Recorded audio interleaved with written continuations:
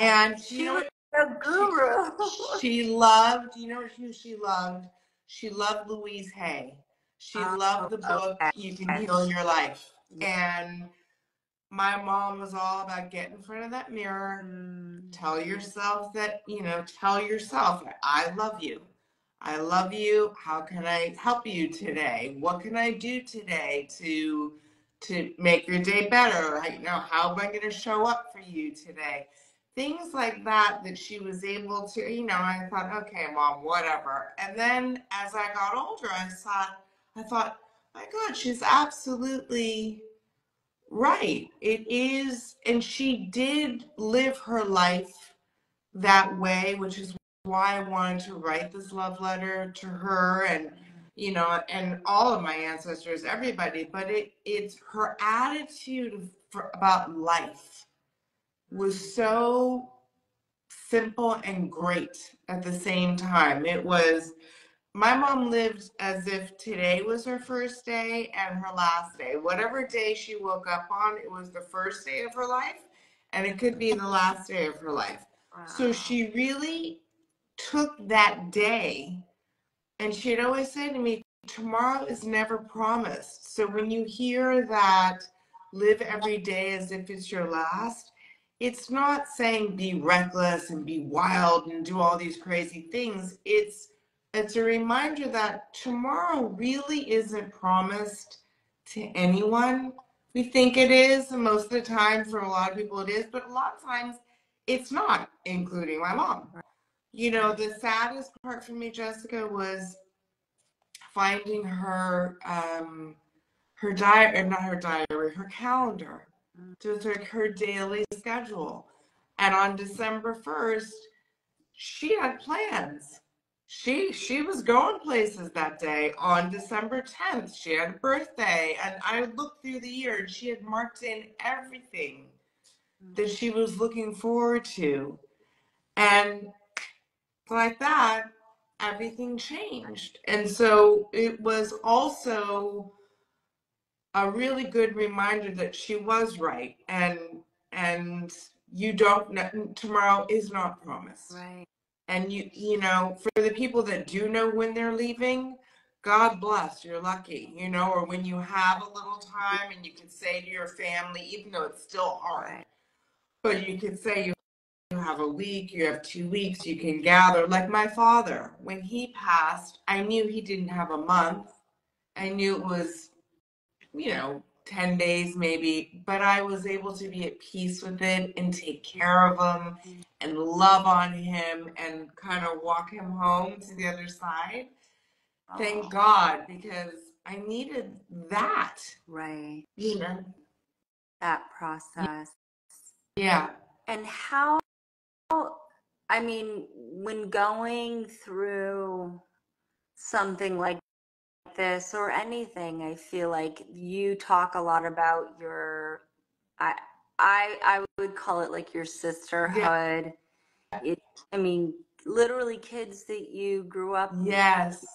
with since you were Yes. in preschool and Yes. kindergarten, and then Yeah. even adult friends that you made now, just the importance of that. And I feel like so many of us, we find community here and there, but in real life, like IRL friendships, where you spend time with people, how, like, what do you, how necessary was that for you in your process? It was the bedrock of everything.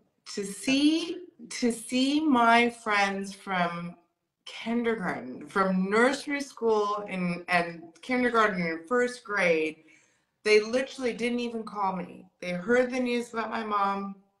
They all started showing up at the house, just showing up. I hadn't seen some of them in 10 years.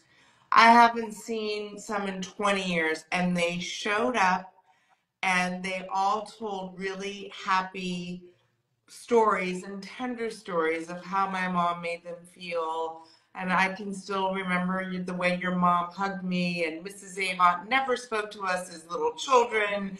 She spoke to us as adults, and she loved taking us to the museum. And everyone came with these stories, which really filled my heart and soul. But knowing that I had a community of people that, because your family is your family. And then, a lot of people say, well, I'm not close to my family. And I always say, but you can go find your family. You can create a family. People have relatives and you have family. Yeah. If you're lucky, your relatives Are and you get along with them as family, and that's great. But sometimes you don't. And as you get older, you have to maybe create a new family. And for me, thank God I have a great relationship with my family, but my friends from, 50 years ago, all just showing up. It's just unbelievable. It was really great. And that's what a lesson that I got was, wow, the rest of my time here on earth, my job is to show up, whether I feel like it or not. Someone's birthday dinner, I'm showing up. Doesn't matter how tired I am. Doesn't matter if, I'll take her out separately. I'll do something. Just, we don't know. Show up. And it makes people feel validated when you show up. And that's what they did. They validated not just my mom's life, but my soul, our friendship. It was great. Yeah, and I feel like in hearing you talk about it, it was also a moment where you could anyone would get traumatized by just thinking of how it all happened and went down, and to be able to redirect that energy and to focus on the beauty of the life that your mother lived and the impact that she had. I mean, that was one thing that I was like, how, and it reminds me a lot of forgiveness in your version of forgiveness, Mm-hmm. that I think is really special. And I've never really heard it articulated the way that you articulated it. Maybe you can talk a little bit about that Yeah. forgiveness. Well, first of all, I like the way you said redirect energy, because I think that we all forget that we all are like these towers, and we're energy towers, all of us, every human being, and we emit whatever we're really feeling constantly. Whatever we're thinking about constantly, whatever we're speaking about constantly, good or bad, positive or negative, it magnifies. It just does. It's science. That's what happens. And with forgiveness, I had to decide I knew that I didn't want to give my energy away. My energy is my power. And I didn't want to give my energy to someone or something or memories only of that would bring negativity and trauma and so much pain over and over and over again. Right. So I decided, okay, I am going to focus on the 81 years of my mother's life. I'm going to focus on the good things and of her life and the good things about her versus the real feeling I have, and which I had to redirect my energy of every time I went into, how could someone have killed my mom? How could someone have done this to my mom? How I had to redirect it and then start saying to myself, I'm so grateful to be alive. I'm so grateful to have my father. I'm so grateful to be able to take care of my father. I'm grateful to have friends. I'm great. And I started redirecting, and I'm so grateful to be able to celebrate my mom and